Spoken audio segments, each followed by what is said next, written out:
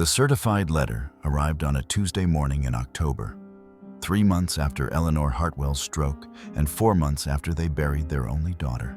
Robert's hands trembled as he read the words. Remove wheelchair ramp within 30 days or face $500 daily fines. The ramp wasn't just wood and metal bolted to their front porch.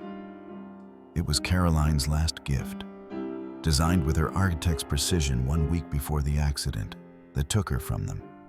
It was Eleanor's only path back to the world beyond their living room window, where she'd spent 12 weeks watching life move forward without her. Pine Grove Homeowners Association deemed it an unapproved exterior modification diminishing neighborhood aesthetics. The irony would have been laughable if the threat weren't so real. Lose the ramp or lose their home to mounting fines they couldn't afford on fixed incomes. But when Marcus Webb arrived unannounced on Wednesday morning, Caroline's widower, a man they barely knew despite his marriage to their daughter, he didn't bring sympathy or condolences. He brought a contractor's toolkit, a methodical calm, and a single declarative sentence that changed everything. I'm not taking it down. I'm making it legal. What followed wasn't the story Robert and Eleanor expected. It was something far more complicated, more painful, and ultimately more transformative than simply fighting a faceless bureaucracy. Have you ever been told your basic needs were less important than someone else's comfort? Have you watched the powerful rewrite rules to suit themselves while demanding others follow every letter?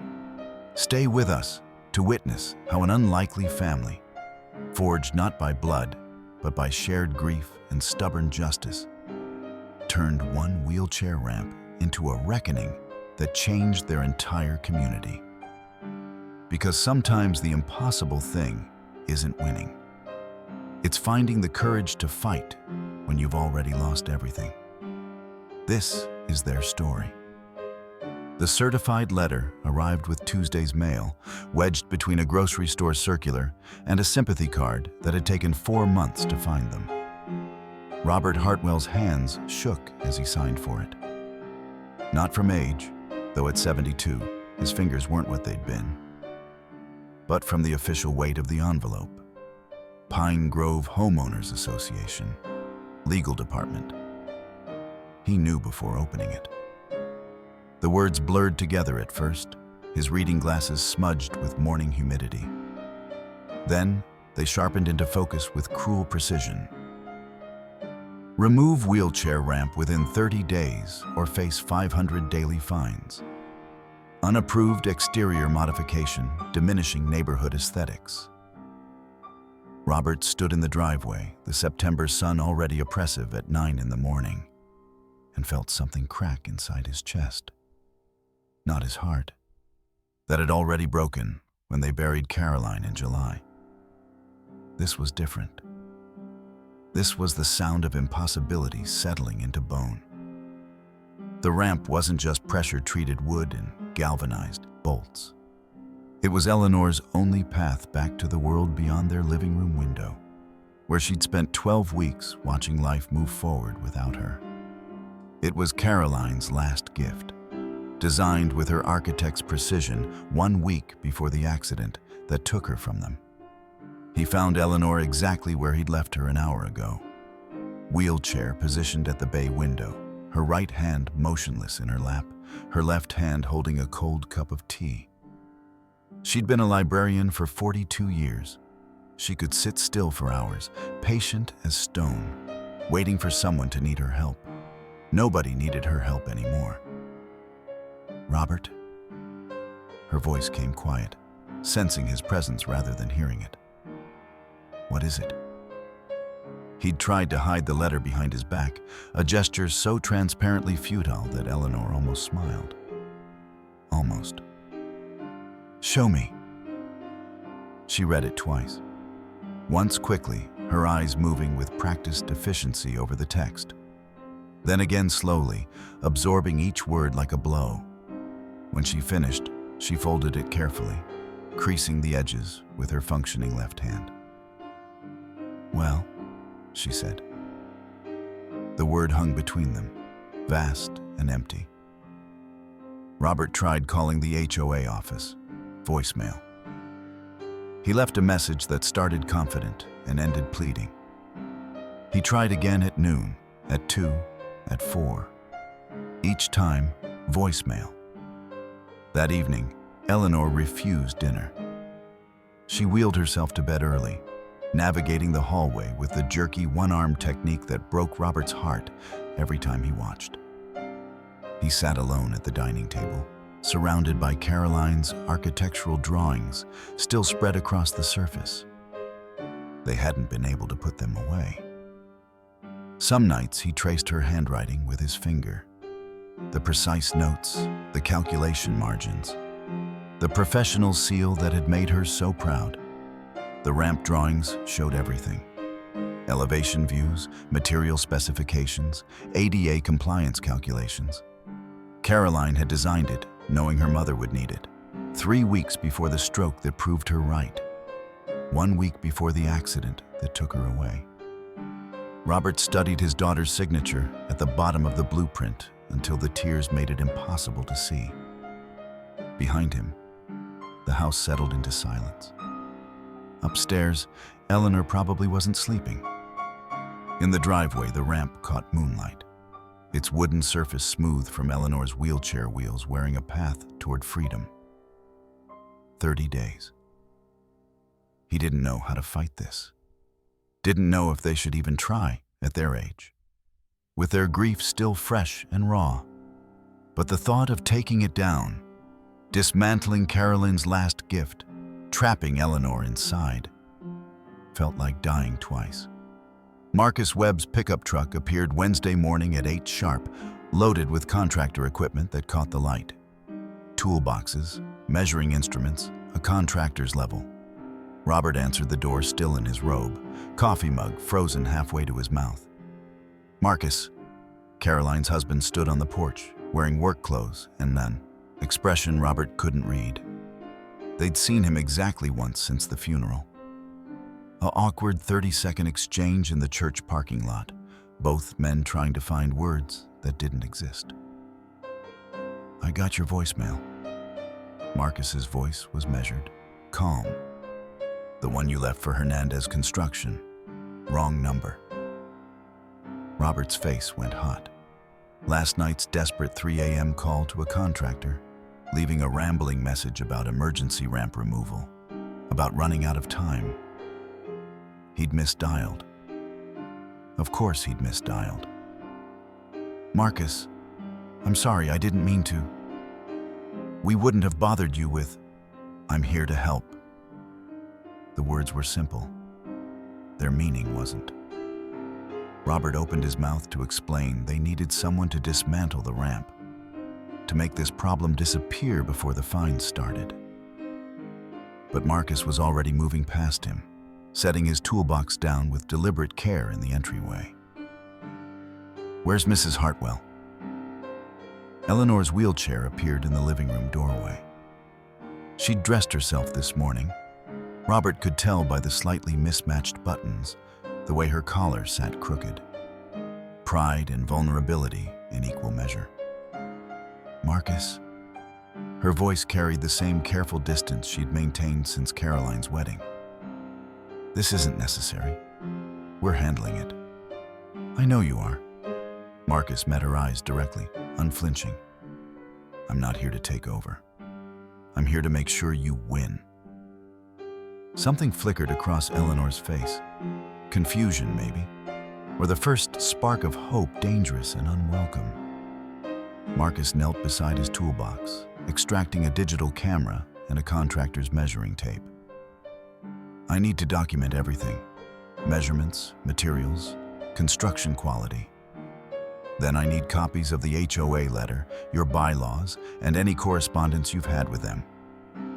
"Marcus," Robert tried again, "we appreciate this, but the HOA is demanding removal. We thought you were here to help us take it down before the fines start." Marcus stood slowly, and for the first time, Robert saw something shift in his expression. Not anger, something quieter and more dangerous. I'm not taking it down, Marcus said. I'm making it bulletproof. He moved toward the door, then paused. On his head sat Caroline's faded Habitat for Humanity cap, the one she'd worn every weekend for 6 years. Eleanor made a small sound. Caroline talked about you every single day, Marcus said quietly, not turning around. I know you better than you think. He stepped outside into the September heat, leaving them in stunned silence. Through the window, Robert watched him begin photographing the ramp from every angle, his movements methodical and sure. Eleanor's wheelchair rolled forward an inch, then another. Finally, she reached the window where she'd spent 3 months watching the world without her. Now, she was watching someone fight. Marcus stayed for dinner. Not the quiet, obligatory meal Robert had expected, but the first time Eleanor had eaten at the table since Caroline died. Marcus arrived with Chinese takeout from the place Caroline used to order from, the one detail that made Eleanor's throat tighten. She always got extra fortune cookies, Marcus said, placing the bag on the table. Said they were good luck, even when the fortunes were terrible. Eleanor's hands shook as she opened a container. Robert watched his wife's face, searching for the anger or withdrawal that usually came when someone mentioned Caroline. Instead, Eleanor smiled. Small, fragile, but real. She collected them in a jar, Eleanor said quietly. The fortunes, not the cookies. Had hundreds by the time she moved out. Marcus nodded. I found that jar when I was packing her things. Brought it with me. Thought maybe you'd want it. The words hung in the air. Robert felt something shift. The first crack in the wall Eleanor had built around her grief. After dinner, Marcus asked to sleep on their couch rather than drive back to Charlotte. Eleanor nodded permission before Robert could formulate his polite protest.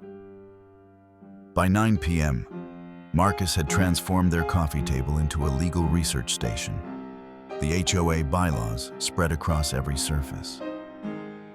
Robert and Eleanor retreated to the television, volume low, neither watching.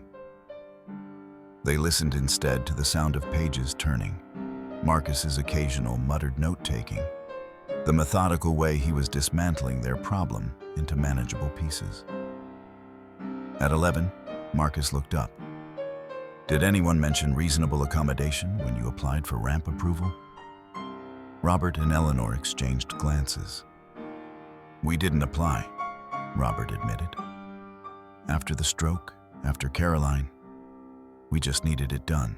Emergency medical necessity seemed obvious. Marcus's expression didn't change, but something sharpened in his focus. The Fair Housing Act requires HOAs to grant reasonable accommodations for disabilities. They violated federal law by demanding removal without offering alternatives. The words were simple. Their implications weren't. Thursday morning arrived with Marcus already awake, coffee made, systematically documenting everything. He photographed Eleanor using the ramp, her left hand gripping the rail, wheelchair wheels finding the groove her repeated trips had worn. He recorded her testimony about daily necessity, doctor's appointments, physical therapy, the mailbox at the end of the driveway. Robert watched from the kitchen window as Marcus reviewed county building permits on his laptop. The contractor filed everything properly, Marcus called inside. County approved it all. The HOA is claiming authority they don't have. By noon, Marcus had called the HOA office. Robert listened on speaker as Marcus's calm voice requested the specific bylaw violation. The administrator, Denise, her nameplate had read at the one board meeting Robert attended, stumbled through vague references to Architectural Review Board rejection. I'd like written documentation of that review, Marcus said, not demanding, not aggressive. Not simply stating facts. Meeting minutes, voting records, the evaluation criteria used. Silence stretched. Then, I'll need to check our records. Of course. I'll wait for your call. He hung up before she could promise anything less definite. That afternoon, Marcus printed the Fair Housing Act text and highlighted relevant sections with the precision of someone who understood that wars were won in margins and footnotes. He taught Robert how to draft a formal, reasonable accommodation request, explaining each legal term with patience that reminded Robert painfully of Caroline teaching her parents to use smartphones.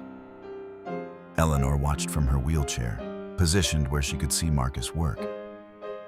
He organized files exactly how Caroline did. Color-coded tabs, chronological order, everything labeled with architectural precision.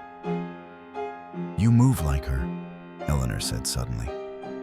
Marcus looked up, meeting her eyes. "She taught me that. Said chaos was just organization waiting to happen." Eleanor's face crumpled, then smoothed. She was right about most things. "Not everything," Marcus said gently. "She thought you didn't like me. We didn't know you." "I know." He returned to his documentation. "But I'm here now, and I'm not leaving until this is fixed." Friday morning, Marcus helped Robert draft the formal reasonable accommodation request. Every word calibrated, every citation precise. They sent it at 9:47 a.m. Gerald Kessler called at 12:53 p.m. Robert's hand trembled as he answered, Marcus's nod telling him to put it on speaker. "Mr. Hartwell, I received your email." Kessler's voice carried the practiced pleasantness of a man accustomed to being obeyed. "I want to assure you this isn't a discrimination issue. It's about property values and architectural consistency. Every homeowner agreed to these standards when they purchased." Marcus leaned forward. "Mr. Kessler, this is Marcus Webb, Caroline Hartwell's husband. Can you confirm the Architectural Review Board properly evaluated their accommodation request?" A pause. Robert heard the recalculation happening in that silence. Who is this person? Why is he here? What authority does he claim? As I told Mr. Hartwell, proper applications weren't submitted. Building permit number 2024-08-1847, Marcus interrupted calmly. Approved by the county on August 12th. Are you saying the county approval is insufficient? The county doesn't override our HOA authority. Kessler's pleasantness had developed an edge. The ramp's design, pressure-treated wood, visible support posts, violates our aesthetic guidelines, requiring concealed modifications. Can you suggest a compliant design that meets Mrs. Hartwell's medical needs? That's not our job, Mr. Webb, was it? We don't design solutions. We enforce standards. Marcus's expression never changed. So, the HOA is refusing to provide reasonable accommodation as required by federal law? The pause stretched longer this time. I'll need to consult with our legal counsel about your interpretation. The deadline stands. 26 days, Mr. Hartwell. The line went dead. Eleanor had wheeled herself to the kitchen doorway during the call, her face pale. He's not going to back down. Good, Marcus said. Neither are we. Friday evening, Marcus laid out his tactical approach with the same precision he'd used measuring the ramp. Document everything. Build an evidence file that made their case irrefutable. Identify allies who could testify about the HOA's broader accessibility failures. Saturday morning, they visited neighbors Marcus had identified from property records.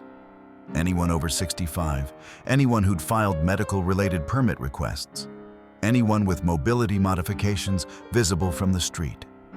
Mrs. Chen answered her door slowly, leaning heavily on a walker. The 80-year-old woman studied them through suspicious eyes until Eleanor introduced herself. "The wheelchair ramp," Mrs. Chen said immediately. "I saw the notice on your door. Mr. Kessler, he doesn't like anything that looks..." She paused, searching for the English word. Different. Inside her neat living room, Mrs. Chen admitted she'd stopped using her walker outside after Kessler commented on neighborhood appearances during a chance encounter at the mailbox. Now her daughter drove 2 hours each way for grocery trips rather than risk HOA scrutiny. "I'm here 40 years, Mrs. Chen said quietly. "Paid my house off, raised my children here. But now, I'm afraid to leave my own home." Marcus took notes. Robert felt anger building in his chest. Not the hot fury of offense, but the cold rage of injustice documented. The Patels had installed an interior lift instead of a ramp after their HOA accommodation request was lost twice and then rejected on the third submission.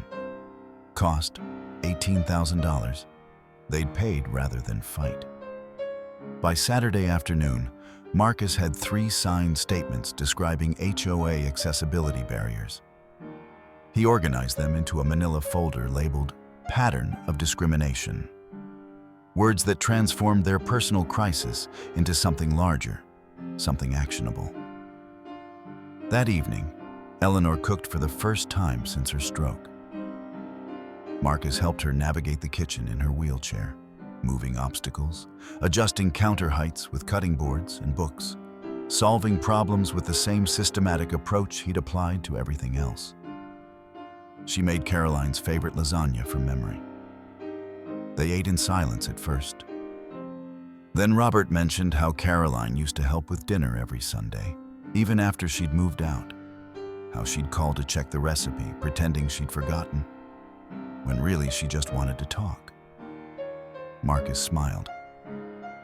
"She did that with me too. Called to ask about building codes she knew by heart." Eleanor laughed, sudden and surprised, the sound almost foreign in their grief-heavy house. She never could admit she was lonely. "No," Marcus agreed softly. "She couldn't." They talked until midnight about Caroline, about grief, about the impossible task of moving forward when everything felt like moving away from her. Marcus fell asleep on the couch, still wearing Caroline's Habitat for Humanity cap. Robert found Eleanor at her window at 2 a.m., still awake, watching the ramp catch moonlight. "He's not who I thought," she whispered. "No," Robert agreed. "He's not." Sunday morning arrived with Marcus standing at the Hartwells' door at 7, 2 coffees in hand, and an invitation that surprised them both. "I'd like to visit Caroline's grave," he said quietly. "With you, Mrs. Hartwell, if you're willing." Eleanor's hands tightened on her wheelchair armrests. She hadn't been back since the funeral, couldn't face it, couldn't bear seeing her daughter's name carved into stone like a period at the end of a sentence that should have run for decades more. But Marcus was waiting, patient, not pushing, just offering. "All right," she heard herself say. The cemetery was 15 minutes away.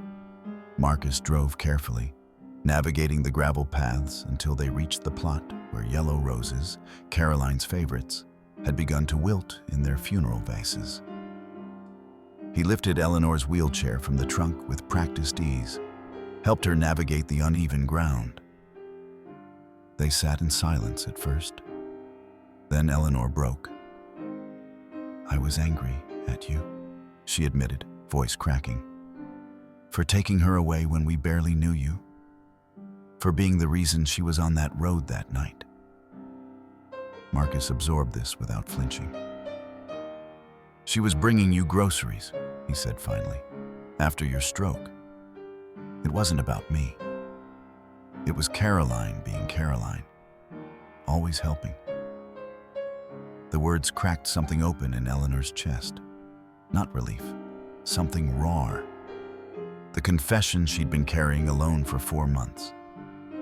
If I hadn't had the stroke, she'd have found another reason to be on that road, Marcus interrupted gently. Another person to help, another problem to solve. You know that. You raised her. Eleanor wept then, properly, for the first time since Caroline died. Marcus handed her tissues and waited, the way Caroline would have waited. When Eleanor could speak again, she asked, "Tell me about your wedding. We didn't come." "I know. No judgment, just acknowledgement." She understood, hoped you'd come around eventually. "We should have tried harder." "Yes," Marcus agreed. Simple, honest. "But we're trying now." They spent 2 hours at the grave. Eleanor talking about Caroline's childhood, the soccer games, the architectural drawings that covered every surface, the way she'd reorganized the library's entire reference section at age 12. Marcus listening, adding his own memories. How Caroline sang off-key while cooking. Her methodical approach to every problem. Her absolute conviction that the world could be fair if people just tried harder. By the time they returned to the house, something had shifted. Not healed. Too soon for that. But opened. That afternoon, Marcus announced a change in strategy. "I'm going on offense." He drove to the county office and spent 3 hours searching property records, cross-referencing building permits with HOA board meeting minutes. Robert watched him work that evening, documents spread across every surface. Marcus's focus absolute. Monday morning brought the breakthrough. "Got him," Marcus said quietly, sliding a file folder across the breakfast table. Inside, Gerald Kessler's pool house, 400 square feet, built 5 years ago. The board meeting minutes showed approval in a single-day emergency session. No neighborhood notice, no architectural review, no consideration of alternatives. The building permit wasn't filed until 3 months after construction. Kessler had served on the architectural review board at the time. He'd approved his own project. "County records show 17 violations," Marcus explained. "Setback requirements, height restrictions, drainage issues, all waived." Robert studied the photographs Marcus had taken, careful documentation of the structure from every angle, measurements proving the violations, timestamps establishing when permits were finally filed. "This is it," Robert breathed. "This proves selective enforcement."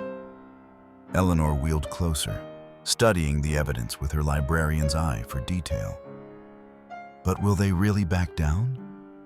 Or will this make things worse?" Marcus met her gaze directly. "We're not trying to make them back down. We're building a case that makes it impossible for them to win." He pulled out a legal pad and began outlining their strategy. Not defense, offense. Not asking for mercy, demanding justice. Not hoping the HOA would be reasonable, proving they couldn't afford not to be. Outside, the ramp caught afternoon light. 23 days until the deadline. But for the first time since the certified letter arrived, the impossible didn't feel quite so impossible anymore. They were fighting back, together. And they had the weapon they needed. The truth, documented with engineering precision, ready to dismantle the very system that had tried to break them. Marcus established a rhythm that first week, arriving at 7 each morning with coffee from the diner on Route 9. Robert's black, Eleanor's with cream and 1 sugar, his own somewhere in between. They gathered at the kitchen table, reviewing strategy like generals planning campaigns. Tuesday morning, 23 days until the deadline, Marcus made the call that changed everything. "Fair housing accessibility first," he said, phone on speaker. "They connect discrimination victims with pro bono attorneys." The woman who answered, Jennifer Moss, listened to Marcus's 2-minute summary without interrupting. When he finished, silence stretched long enough that Robert feared disconnection. Then, "The pool house. You have documentation?" "Photographs, board minutes, county records showing 17 violations," Marcus confirmed. "All waived for a board member who approved his own project. Send everything. I'll call you back in an hour. She called back in 45 minutes. I'm taking your case. That afternoon, Marcus taught Eleanor video conferencing, patient as she fumbled with buttons, encouraging when frustration made her want to quit. You need to be present at HOA meetings, he explained. Virtual participation is protected under fair housing. They can't silence you by making meetings physically inaccessible. Wednesday, they practiced Eleanor's testimony. Her voice shook at first, the words catching on grief and anger. But repetition brought strength. By the third run-through, she spoke clearly. Without this ramp, I cannot access medical care. I cannot visit my daughter's grave.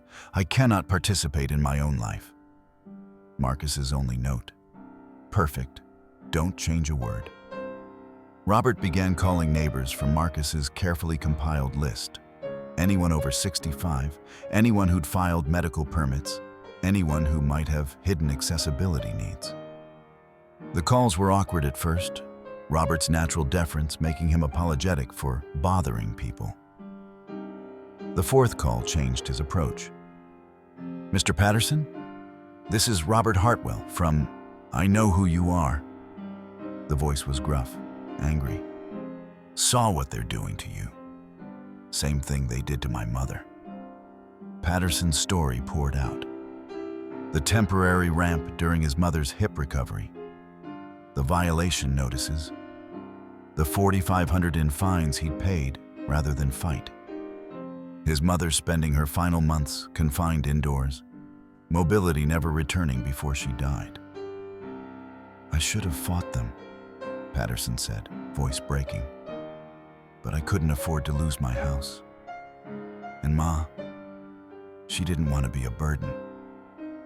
Robert's hand tightened on the phone. Would you be willing to testify? Sign a statement? Hell yes. Thursday, Marcus filed the HUD complaint.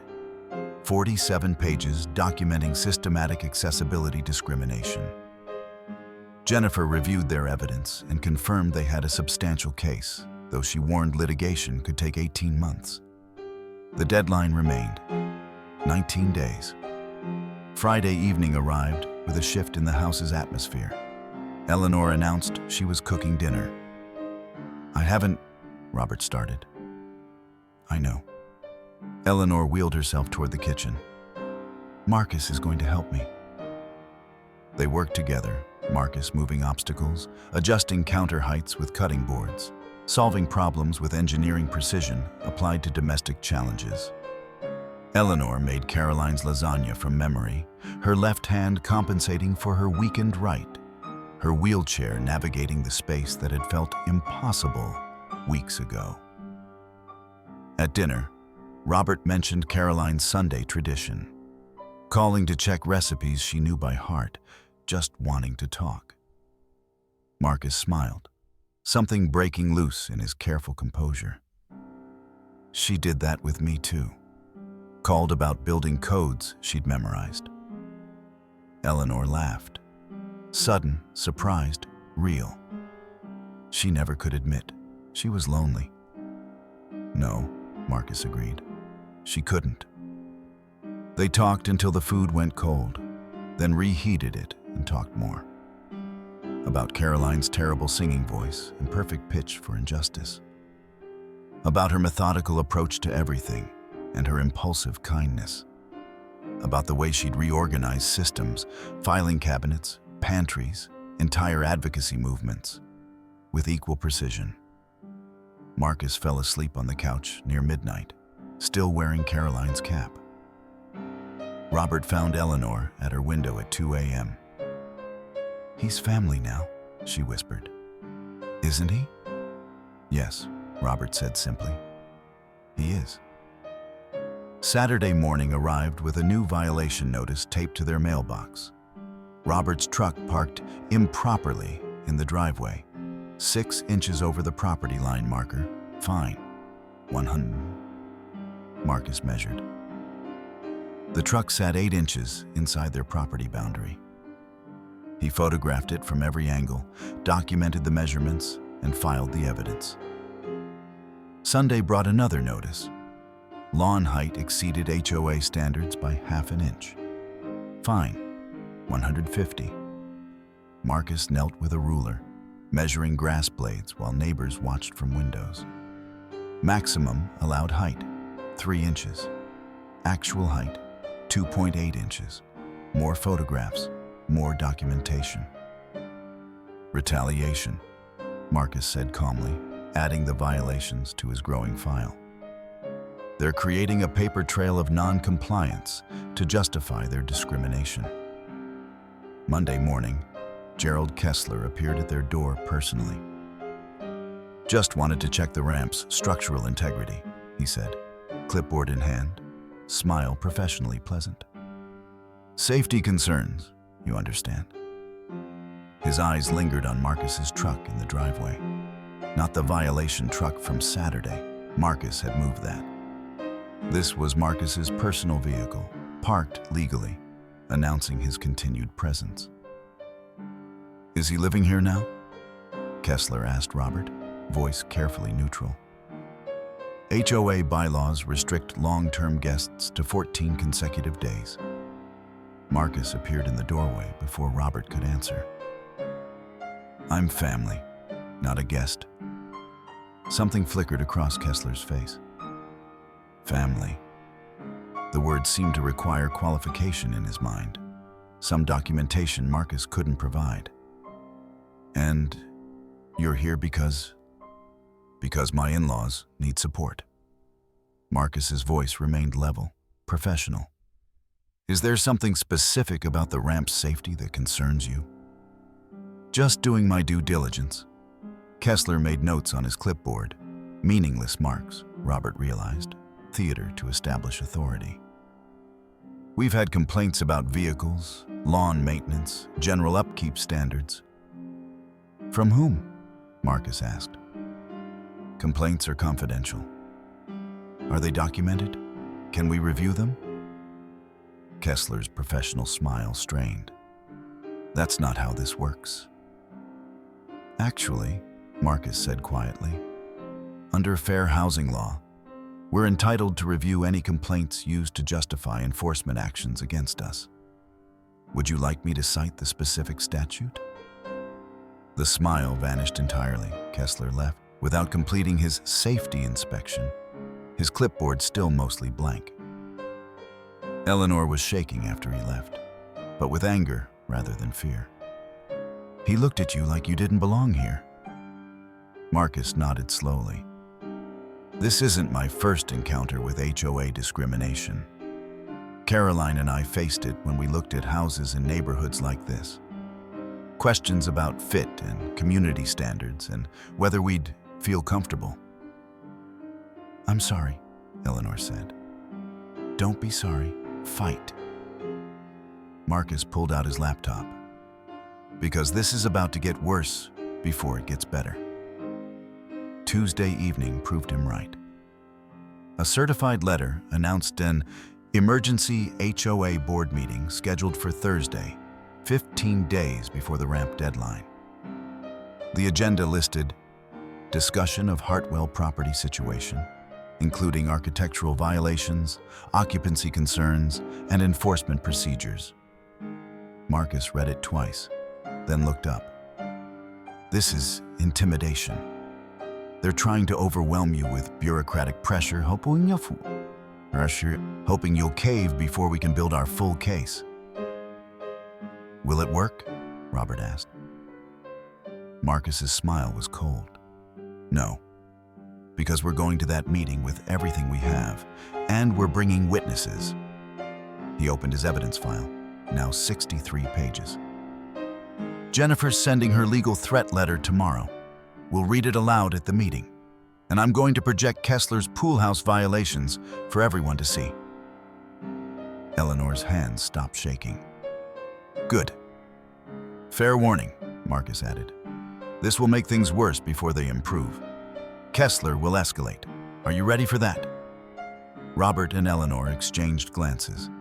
17 days until the deadline. 14 until the emergency meeting. Everything felt like it was accelerating toward collision. "Yes," Eleanor said. "We're ready." Wednesday morning arrived with purpose. Marcus hadn't felt since Caroline died. He stood in Jennifer Moss's downtown office, spreading documents across her conference table like an engineer presenting blueprints, which, in a sense, he was. The blueprint for justice. Jennifer studied the evidence with practiced efficiency. 47 pages documenting not just the Hartwell's struggle, but a pattern.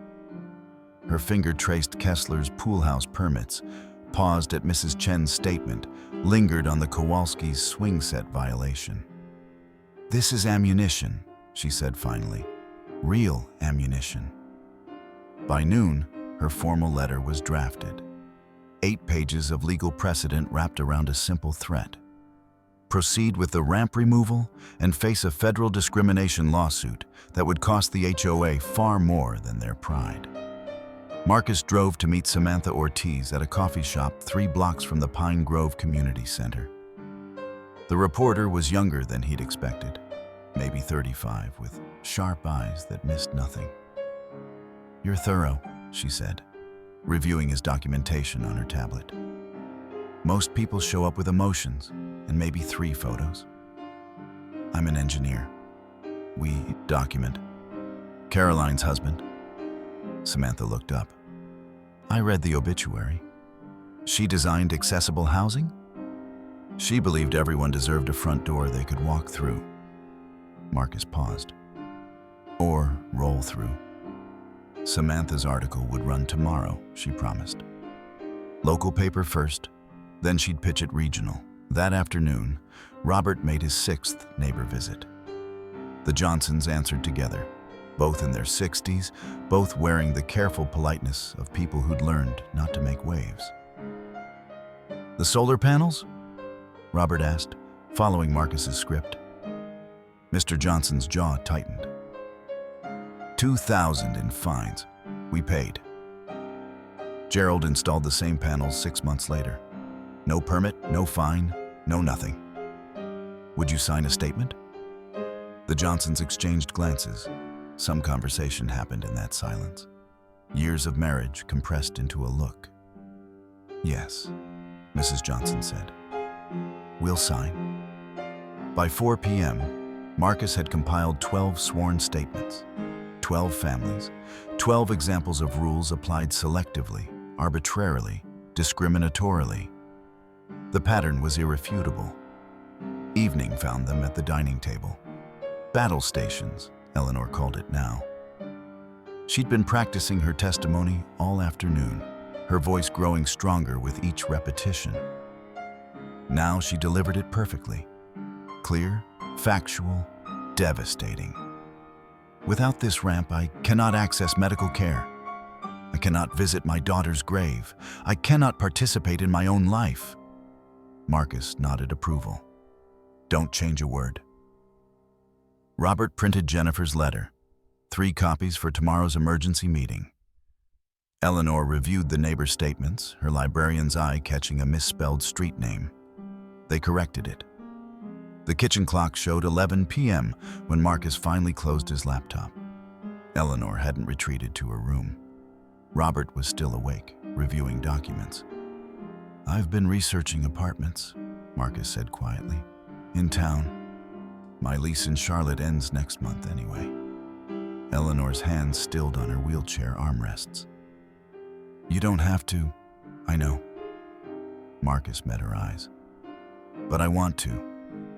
Caroline talked about Sunday dinners here, about how you made her favorite lasagna, about game nights and terrible movies Robert insisted were classics." He smiled. "I'd like to experience that, if you'll let me." Eleanor reached across the table, taking his hand with her functioning left one. The gesture was awkward, unfamiliar, tentative, and absolutely genuine.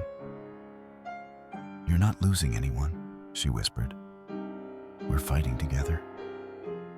Robert's hand joined theirs. 3 people, 1 family. built not from blood or law, but from choice. Tomorrow they'd face the emergency meeting. Tonight they'd simply exist as what they were becoming, something Caroline would recognize, something she'd be proud of. The Pine Grove Community Center held 32 homeowners Thursday evening, the largest meeting attendance in 5 years. Gerald Kessler had positioned himself at the head table, flanked by 4 board members, whose expressions ranged from uncomfortable to openly hostile. Marcus noted their names, their body language, their tells. Eleanor appeared on Robert's laptop, propped on a chair facing the board. Her window into the room, her voice. Kessler opened with slides, photographs of the Hartwell ramp from every unflattering angle, zoomed to emphasize weathered wood and visible bolts. Charts showed theoretical property value impacts from visual inconsistencies. His presentation had the sterile precision of corporate justification, each word calculated to sound reasonable while meaning control. Architectural standards exist for everyone's benefit, Kessler concluded. We can't make exceptions based on personal circumstances, however sympathetic. Marcus raised his hand. Kessler's eyes slid past him. Robert stood, unfolding Jennifer's letter with deliberate care. His teacher's voice carried, decades of commanding teenage attention now deployed for justice. This is from our attorney, Jennifer Moss, specializing in Fair Housing Act violations. He read methodically, each legal citation dropping like a stone into still water. The HOA's failure to provide reasonable accommodation process, the denial without legitimate architectural review, the pattern of selective enforcement suggesting discriminatory intent. Legal threats are inappropriate, Kessler began. Eleanor's voice cut through from the laptop speaker. What's inappropriate is punishing a disabled woman for trying to leave her house. The room went silent. Not polite silence, listening silence. Eleanor continued, describing her stroke in clinical detail. The paralysis, the therapy, the isolation. Then Caroline, driving to bring groceries, to help, to be the daughter she'd always been. The accident. The ramp designed in Caroline's final week alive. Several neighbors wiped tears. Mrs. Chen nodded slowly. This ramp isn't decoration, Eleanor said. It's survival. And the law says I have a right to survive. Marcus stood, moving to the front with his own laptop. His presentation was surgical.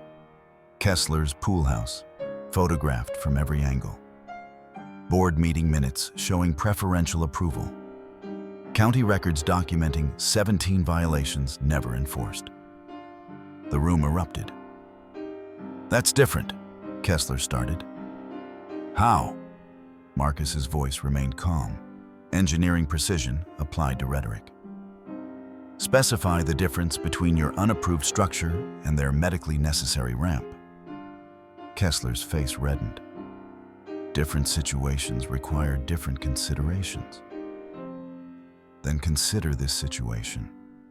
A disabled woman, a late daughter's final gift, and a board president who approved his own violations while denying her basic access to the world. Mrs. Chen rose, walker clicking against linoleum. He told me my walker made the neighborhood look old, made me feel ashamed to get my mail. Mr. Patterson stood. My mother, 4,000 in fines. She died without ever going outside again. Well, homeowners spoke. 12 stories of arbitrary enforcement, of rules applied selectively, of dignity denied through bureaucratic violence disguised as standards. By 8:30, the room had transformed. What began as Kessler's show trial became his reckoning. He called for a vote anyway, immediate ramp removal. 3 hands rose, his and 2 longtime allies whose discomfort was visible. 2 board members abstained, refusing even to support him. The deadline stood. But 32 homeowners had witnessed Gerald Kessler's selective justice exposed. They'd seen the evidence, heard the testimonies, understood the pattern. As people filed out, neighbors approached the Hartwells, some apologizing, some pledging support, some simply acknowledging what they'd witnessed. Mrs. Chen squeezed Eleanor's hand through the laptop screen, fingers pressed to glass connecting two women who'd both been made invisible. Marcus packed his equipment while Robert closed the laptop carefully, preserving Eleanor's window. "We didn't win tonight," Robert said quietly. "No," Marcus agreed. "But we made winning inevitable." Outside, the October air had finally cooled. 14 days until the deadline, but the impossible thing was happening. The story was changing, the narrative shifting, the power redistributing itself, one documented violation at a time. They drove home in tired silence, the kind that follows battle rather than defeat. Tomorrow would bring new challenges. Tonight, they'd stood together. That was enough. Friday morning arrived with devastation disguised as legal procedure. The email notification appeared at 6:47 a.m. HOA emergency injunction filing, requesting immediate ramp removal within 48 hours of judicial ruling. Accumulated fines: $14,000, calculated retroactively to improper installation date. Hearing scheduled Monday 9 a.m., 3 days. Marcus read the filing twice before waking Robert and Eleanor. His engineering mind cataloged the implications. If they lost, Eleanor would be trapped inside by Tuesday. The lien on their home would follow within weeks. Everything they'd built, evidence, testimony, community support, compressed into one hearing before one judge. Jennifer Moss called at 8. Her voice carried carefully calibrated concern. "Judge Winters, property rights conservative, strong HOA track record." "Our case is solid," Marcus said, hearing the question mark his certainty had become. "It is, but solid doesn't mean guaranteed." Marcus's phone buzzed throughout the morning, his boss in Charlotte, increasingly insistent. Project deadline Monday, team waiting, client threatening to pull contract. Each message a reminder, his 2-week leave ended tomorrow. Eleanor found him at noon, staring at his phone in the driveway. "You need to go back," she said quietly, not asking, telling. "We have the hearing. We have Jennifer. We have the evidence you organized. Marcus, you've done everything." Eleanor's voice fractured lightly. "We can't ask you to sacrifice your career, your life, for people who barely knew you 6 weeks ago." Marcus looked at Caroline's ramp, at Eleanor in her wheelchair, at this woman who'd become family through choice rather than obligation. "I'll think about it," he lied. Friday afternoon, Marcus drove to Charlotte. 2 hours north, the landscape shifting from familiar to foreign. His apartment smelled stale, mail piled inside the door. He'd been gone long enough for absence to feel like abandonment. Saturday morning stretched empty. Marcus attempted returning to normal, laundry, groceries, answering emails. But normal felt like costume now, something he'd worn in a previous life. His boss called at 2 p.m. "Monday, in person. This is your choice?" It wasn't a choice. It was an ultimatum wrapped in professional courtesy. Marcus called the Hartwells Saturday evening. Robert answered, voice hollow. They'd spent the day trying to prepare without Marcus's organizational framework, becoming overwhelmed by legal terminology and courtroom procedures. Jennifer hadn't returned Eleanor's calls, probably managing other crises, other desperate clients. "We'll figure it out," Robert said, convincing nobody. Sunday morning, Marcus attended church for the first time since Caroline's funeral. Different building, different congregation, same crushing absence. The service blurred around him. Hymns, prayers, homilies about faith and perseverance that felt like platitudes when everything real was falling apart. Then, during the closing prayer, Eleanor's words from Wednesday night surfaced. "You're not losing anyone. We're fighting together." Marcus opened his eyes. The choice crystallized with engineering precision. Keep the job that paid bills but meant nothing, or keep the family that cost everything but meant everything. He drove south before the service ended. Sunday evening at 7 p.m., Marcus's truck pulled into the Hartwell driveway. Robert opened the door, confusion shifting to understanding, to something that looked like hope. Eleanor wheeled to the entryway. "Your job?" "Gone," Marcus confirmed. "I resigned this afternoon." The silence held weight. Not emptiness, but fullness too large for immediate words. "Caroline would have burned the whole system down for you," Marcus said finally. "I'm just following her blueprint." Eleanor reached for his hand. Robert's joined theirs. Three people who'd become family not through blood or law, but through showing up when leaving would have been easier. Monday's hearing waited. The impossible outcome loomed.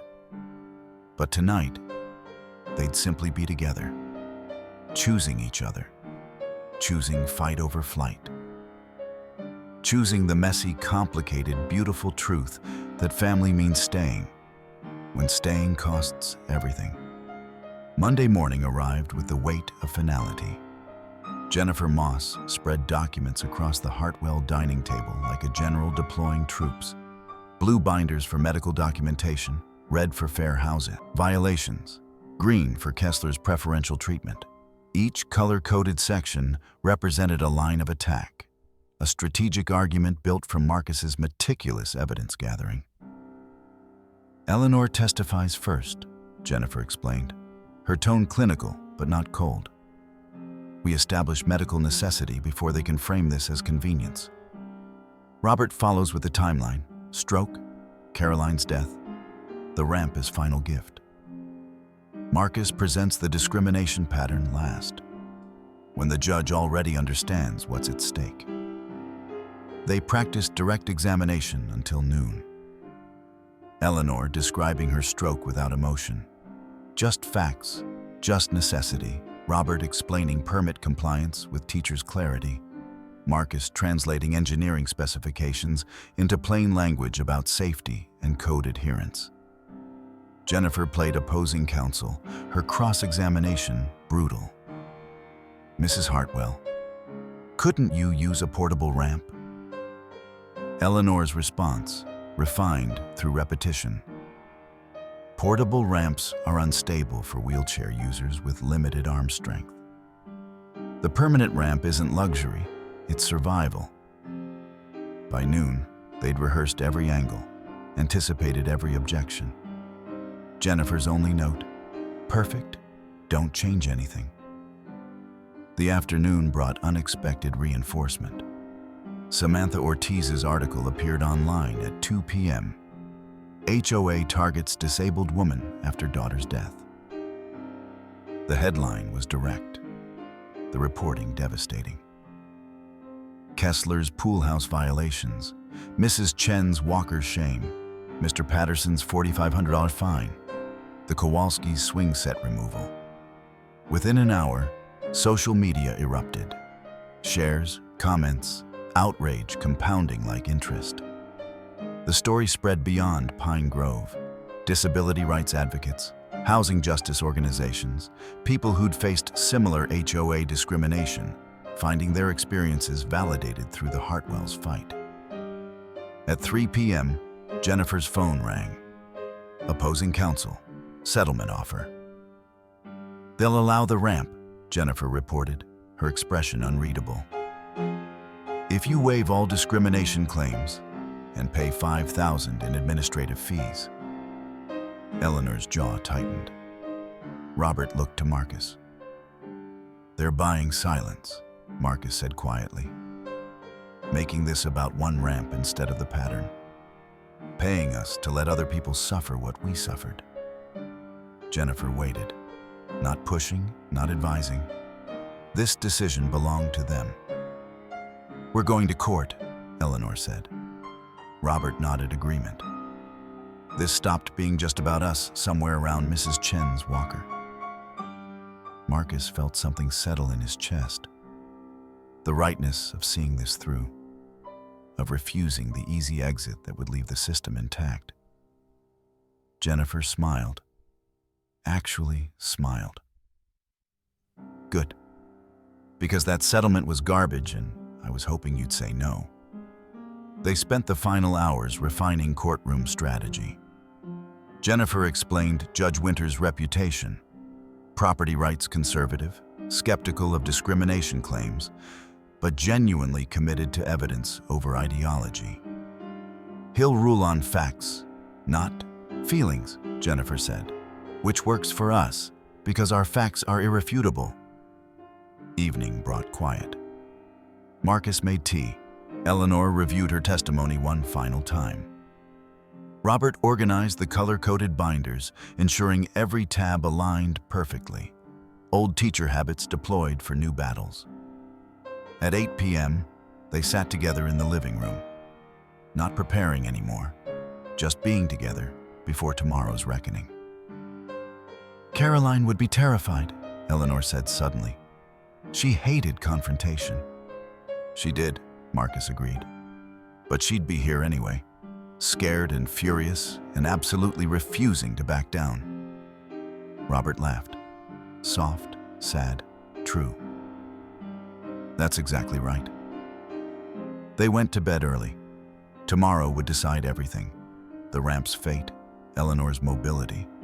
Whether justice actually existed or was just a comfortable story people told themselves while systems ground vulnerable people into dust. But tonight, they'd already won something Kessler could never take. Family forged through choice. Courage discovered through necessity. And the knowledge that sometimes the impossible thing isn't victory. It's simply refusing to surrender. The courthouse smelled like floor polish and institutional authority. Eleanor wheeled through security with Robert beside her, Marcus following with the color-coded binders. Jennifer met them at the courtroom entrance, her suit crisp, her expression battle-ready. 15 neighbors came, she said quietly. "Samantha Ortiz is here." Kessler brought his entire board. The courtroom filled quickly. Eleanor counted faces. Mrs. Chen, Mr. Patterson, the Johnsons, the Kowalskis. People who'd suffered silently now sitting in solidarity. Across the aisle, Gerald Kessler sat rigid. His board members clustered around him like shields. Judge Harold Winters entered at 9 sharp. Mid-60s, stern features, eyes that missed nothing. His reputation preceded him. Property rights champion, HOA-friendly rulings, skepticism toward discrimination claims. Jennifer had warned them. Winning here meant the case was genuinely strong, not just sympathetic. The HOA's attorney, Richard Chen, opened with practiced efficiency. The ramp violated architectural standards all homeowners agreed to uphold. Allowing exceptions created dangerous precedent. Property values demanded consistency. Reasonable accommodation didn't mean no standards. Alternatives existed. He projected photographs emphasizing the ramp's visibility, its wooden construction, its aesthetic disruption. The Hartwells seek special treatment, Chen argued, exploiting disability status to avoid rules others follow. Judge Winters listened impassively, asking pointed questions about offered alternatives. Chen admitted none were suggested, but insisted design solutions weren't the HOA's obligation. Then Jennifer called Eleanor. The courtroom went silent as Eleanor wheeled to the witness stand. Robert helped position her wheelchair, adjusting the microphone with gentle precision. Eleanor's hands trembled slightly, left hand gripping the armrest, right hand motionless in her lap. Jennifer's questions were simple, direct. Describe the stroke. Explain the ramp's necessity. Detail life without it. Eleanor spoke clearly, her librarian's composure masking the terror Robert knew she felt. She described right-side paralysis, months of physical therapy that restored some function, but not enough. The crushing isolation of being trapped inside while life continued without her. Without this ramp, I cannot access medical care, Eleanor testified. Cannot feel sunlight. Cannot visit my daughter's grave. Her voice broke once when mentioning Caroline. Jennifer let the moment breathe. Let the courtroom feel that loss. Medical records followed. Doctors' testimony confirming necessity. Photographs showing their home's layout, proving interior alternatives were structurally impossible without $40,000 reconstruction. Chen's cross-examination attempted to suggest portable ramps or interior modifications. Eleanor responded with practiced calm, explaining why portables were unstable for limited arm strength, why their home's design precluded lift installation. Mr. Chen, Eleanor said finally, I'm not asking for luxury. I'm asking for the ability to leave my house. Judge Winters's expression never changed, but he overruled Chen's objection to Eleanor's characterization. Small victory, perhaps meaningful. Robert testified next, establishing timeline, presenting Caroline's drawings with their professional seal, explaining permit compliance. His teacher's voice carried, making complex regulations comprehensible. Chen tried painting Robert as someone bypassing rules. Robert calmly quoted Fair Housing Act sections he'd memorized, citing case precedents Jennifer had taught him. Then Marcus took the stand. His engineering credentials established authority. His ramp analysis demonstrated code compliance. Then Jennifer shifted to discrimination evidence. Marcus presented methodically. Kessler's pool house approved without review. Board minutes showing preferential treatment. Retaliatory violations against the Hartwells. Neighbor testimonies about accessibility barriers. He projected side-by-side photographs. Violations ignored throughout Pine Grove, while the Hartwells received citations for trivial infractions. Boats in driveways, oversized lawn ornaments, unapproved paint colors. The courtroom murmured. Kessler tensed visibly. Chen objected repeatedly, irrelevant, prejudicial, beyond scope. Judge Winters overruled most objections, appearing increasingly interested in the selective enforcement pattern. Cross-examination tried discrediting Marcus's investigation as biased. Marcus responded with documentation, county records, time-stamped photographs, the HOA's own meeting minutes. The morning recess arrived. Jennifer pulled them aside. We're winning. Winters is listening. But winning wasn't guaranteed.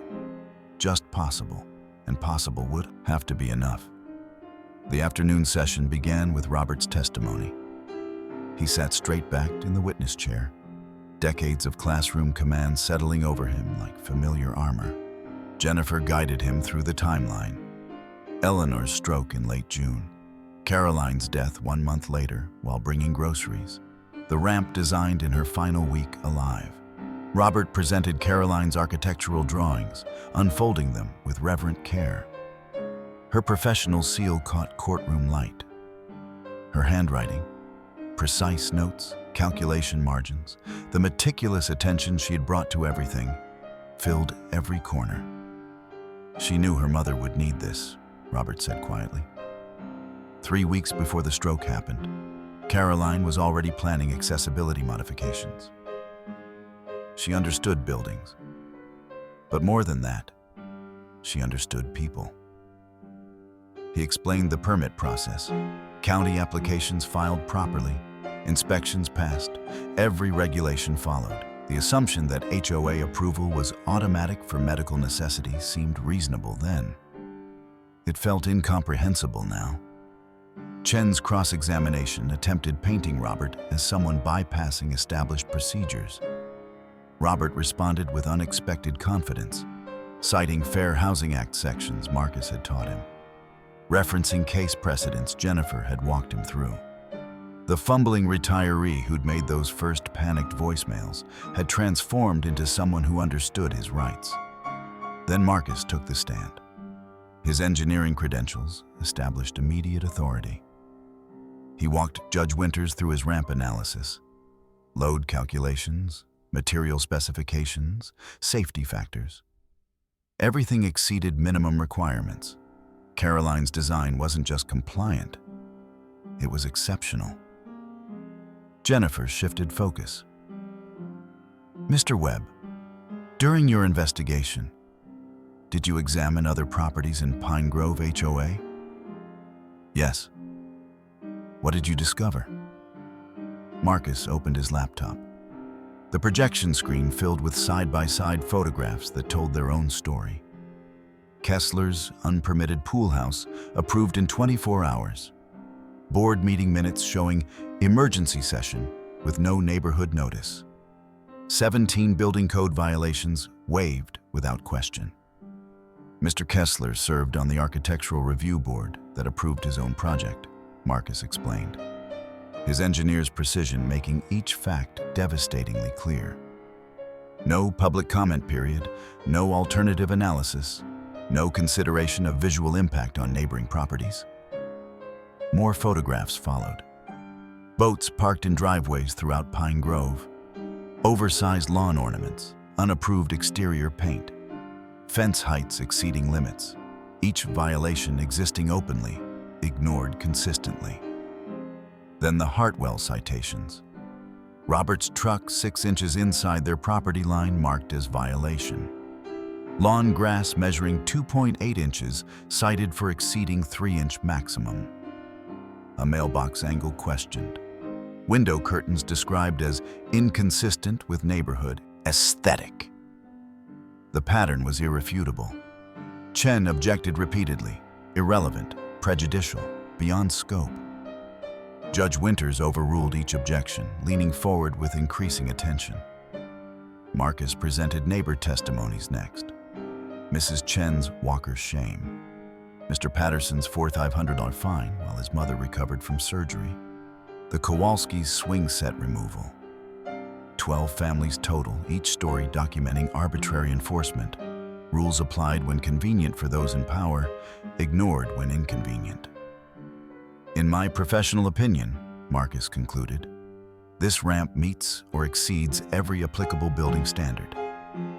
The only thing it violates is Mr. Kessler's personal preferences about who deserves accommodation and who doesn't. Chen's cross-examination tried discrediting the investigation as biased. Marcus remained unshakable. Every photograph was time-stamped. Every document came from official records. Every testimony was sworn and witnessed. By 4 p.m., the evidence sat complete. 63 pages of documentation, 12 witness statements, Caroline's drawings, and one engineer's methodical proof that justice sometimes requires building the case board by board, measurement by measurement, until truth becomes undeniable. Judge Winters called for final arguments. Richard Chen stood first, his closing argument polished and professional. Property rights formed the foundation. Homeowners voluntarily agreed to architectural standards, protecting everyone's investment. The HOA possessed legitimate authority, maintaining consistency. Allowing exceptions, however sympathetic, created dangerous precedent undermining the entire covenant structure. The Hartwells seek special treatment, Chen argued, voice reasonable and measured.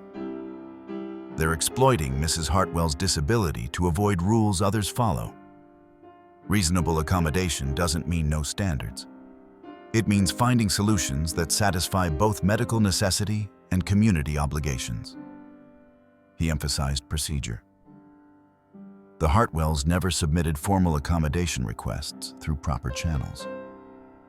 The HOA couldn't approve what was never officially requested. Their failure to follow established processes wasn't the board's responsibility. Judge Winters listened impassively, pen moving occasionally across his notepad. Jennifer Moss rose when Chen finished. Her approach was different, quieter, more direct. "This isn't about a ramp," she began.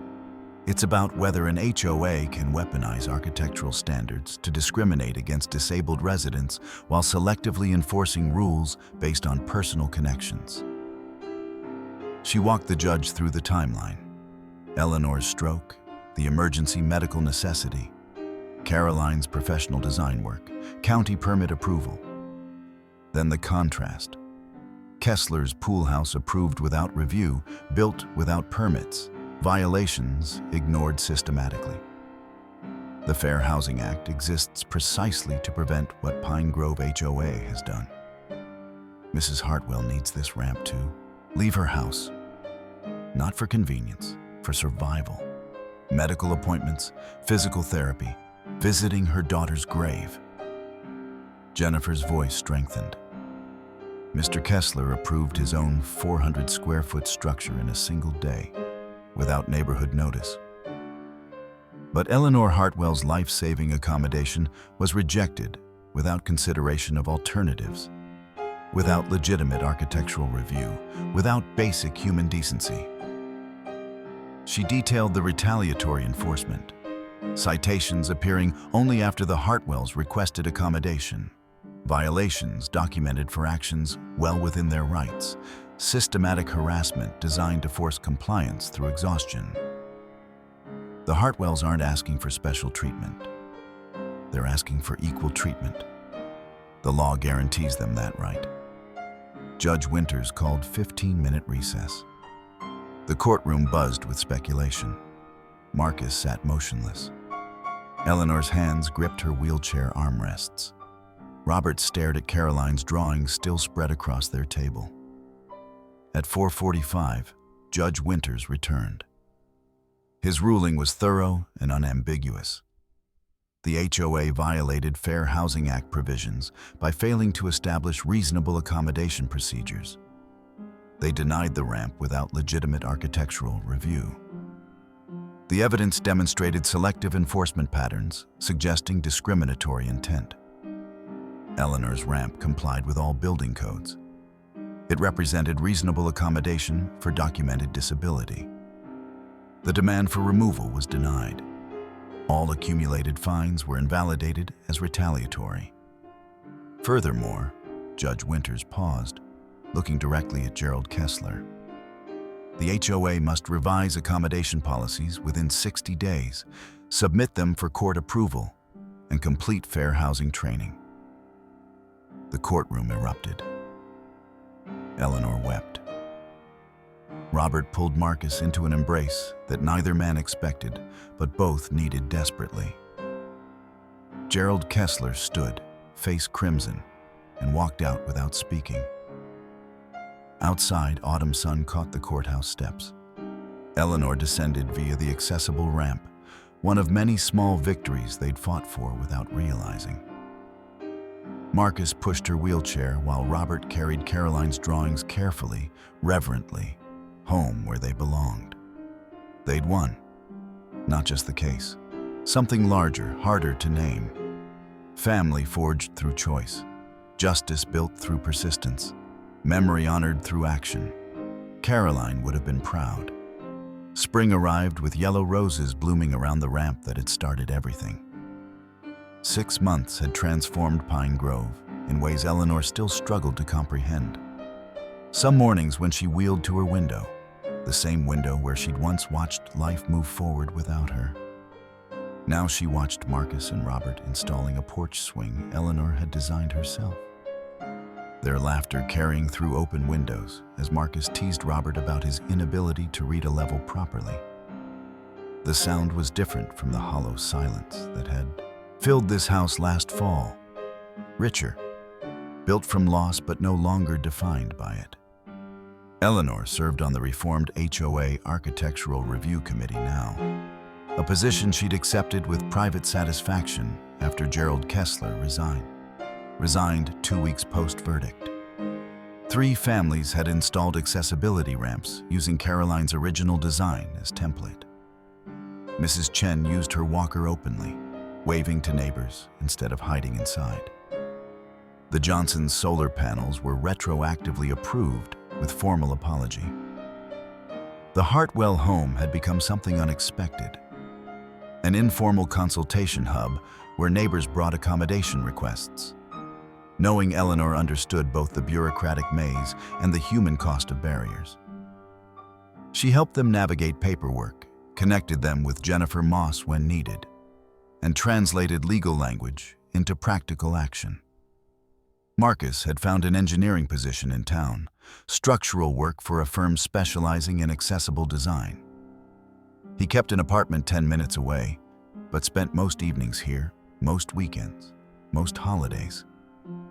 The distinction between visiting and living had blurred into something neither family nor not family, but something Caroline would have recognized. Chosen people who showed up. Today brought Marcus's sister and her family from Atlanta, the first time Eleanor and Robert had met Caroline's extended in-laws. The awkwardness she'd feared never materialized.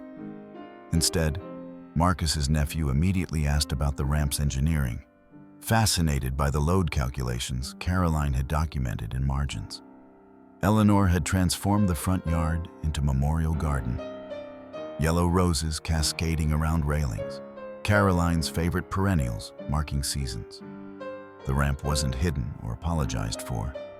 It was integrated into beauty that neighbors stopped to photograph, asking Eleanor for gardening advice while secretly learning that accessibility could be art.